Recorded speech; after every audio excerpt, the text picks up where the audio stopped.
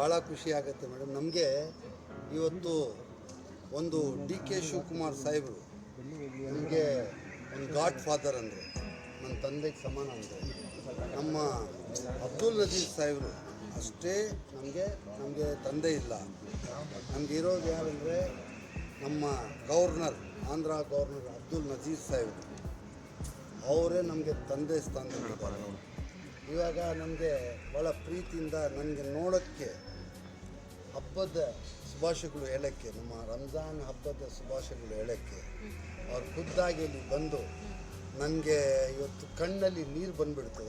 ಅವ್ರು ಖುದ್ದಾಗೆ ಬಂದು ನನಗೆ ಬ್ಲೆಸ್ಸಿಂಗ್ ಮಾಡಿ ನನಗೆ ದುವಾ ಮಾಡಿ ಹೋಗಿದ್ದಾರೆ. ಅದು ನನಗೆ ಭಾಳ ಹೆಮ್ಮೆಯಿಂದ ಹೇಳ್ತಾ ಇದ್ದೀನಿ.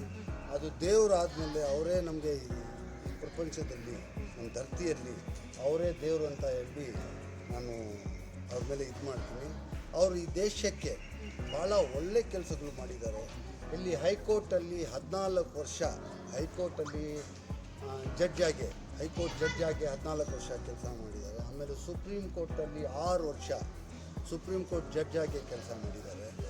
ಆಮೇಲೆ ಅವರು ಮಾಡಿರೋ ಒಳ್ಳೆ ಕೆಲಸಗಳು ನಮ್ಮ ಇಂಡಿಯಾದಲ್ಲಿ ಅಂಥ ವ್ಯಕ್ತಿ ಭಾಳ 100ರಲ್ಲಿ ಒಬ್ಬರು ನಮ್ಮ ಅಬ್ದುಲ್ ನಜೀರ್ ಸಾಹೇಬ್.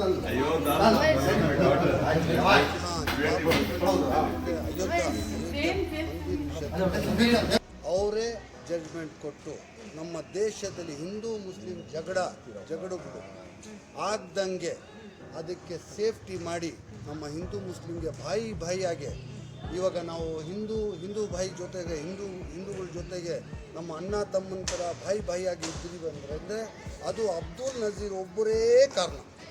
ಅಬ್ದುಲ್ ನಜೀರು ನಮಗೆ ಮೇಲೆ ದೇವರಿದ್ದಾರೆ ಅಂತೀವಿ, ಧರ್ತಿ ದೇವ್ರು ಯಾರಂದರೆ ನಮಗೆ ಅಬ್ದುಲ್ ನಜೀರ್. ನಮ್ಮ ಹಿಂದೂ ಮುಸಲ್ಮಾನರಿಗೆ ಅವರು ಮಾಡಿರೋ ಕೆಲಸ, ಅವ್ರು ಕೊಟ್ಟಿರೋ ತ್ಯಾಗ, ಅವರು ಏನೇನು ಕೊಟ್ಟಿದ್ದಾರೆ.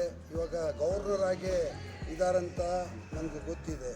ಅವ್ರಿಗೆ ರಿಯಲ್ ಆಗಿ ಹೇಳಿದ್ರೆ ಅವ್ರಿಗೆ ಏನು ಸಂಬಳ ಬರುತ್ತೆ ಆ ಸಂಬಳನೇ ಅವ್ರ ಫ್ಯೂಚರು. ಅವ್ರ ಹತ್ರ ಏನು ಅಸೆಟ್ ಅಂತ ಹೇಳ್ಬಿಟ್ಟು ಏನೂ ಇಲ್ಲ ಅವ್ರಿಗೆ ಅಂಥ ಒಂದು ಒಳ್ಳೆಯ ವ್ಯಕ್ತಿ. ನಾನು ದುಡ್ಡು ಭಾಳ ಸಂಪಾದನೆ ಮಾಡಿದೆ.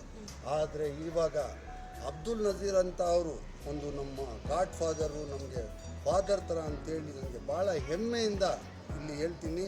ಅವರು ಧರ್ತಿಗೇ ಒಂದು ದೇವರು ಅಂತ ಹೇಳ್ಬಿಟ್ಟು ನಾನು ಹೇಳ್ತೀನಿ.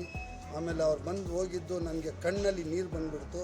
ನನಗೆ ಬಂದು ನಾನು ಸ್ವಲ್ಪ ಬಿಸ್ನೆಸ್ಸಲ್ಲಿ ಅಪ್ಸೆಟ್ ಆಗಿದ್ದೆ, ಪೊಲಿಟಿಕಲಲ್ಲಿ ಅಪ್ಸೆಟ್ ಆಗಿದ್ದೆ, ಪೊಲಿಟಿಕಲ್ ಕ್ಯಾರಿಯರ್ಗಳಿಗೆ ಇತ್ತಲ್ಲ ಅಂತ ಅಪ್ಸೆಟ್ ಆಗಿದ್ದೆ. ಅವ್ರು ಬಂದು ನನಗೆ ಬುದ್ಧಿ ಮಾತು ಹೇಳಿ, ನೀನು ಮನಸ್ಸು ಬಿಡಬಾರ್ದು, ನೀನು ಶಕ್ತಿವಂತ, ನೀನು ಒಂದು ಹೋರಾಟ ಮಾಡಬೇಕು ಅಂತೇಳಿ ನನಗೆ ಶಕ್ತಿ ಕೊಟ್ಟು ಇದರಿಂದ ಹೋಗಿದ್ದಾರೆ. ಅದಕ್ಕೆ ಅವ್ರಿಗೆ ನಾನು ಧನ್ಯವಾದಗಳು ಹೇಳ್ತೀನಿ. ನನ್ನ ಮಾತಲ್ಲಿ ಏನಾದರೂ ಮಿಸ್ಟೇಕ್ಗಳಾಗಿ ಏನಾದರೂ ಹೆಚ್ಚು ಕಡಿಮೆ ಆಗಿದರೆ ಎಲ್ಲರೂ ನಿಮ್ಮ ಮೀಡಿಯಾ ಬ್ರದರ್ಸ್ ಹತ್ರ ಕ್ಷಮೆ ಕೇಳೋಕ್ಕೆ ಇಷ್ಟಪಡ್ತೀನಿ. ಜೈ ಹಿಂದ್, ಜೈ ಕರ್ನಾಟಕ. ಎಲ್ಲರಿಗೂ ನಮ್ಮ ಹಿಂದೂ ಭಾಯಿಗಳಿಗೆ ಉಗಾದಿ ಹಬ್ಬದ ಶುಭಾಶಯಗಳು ಹೇಳ್ತೀನಿ.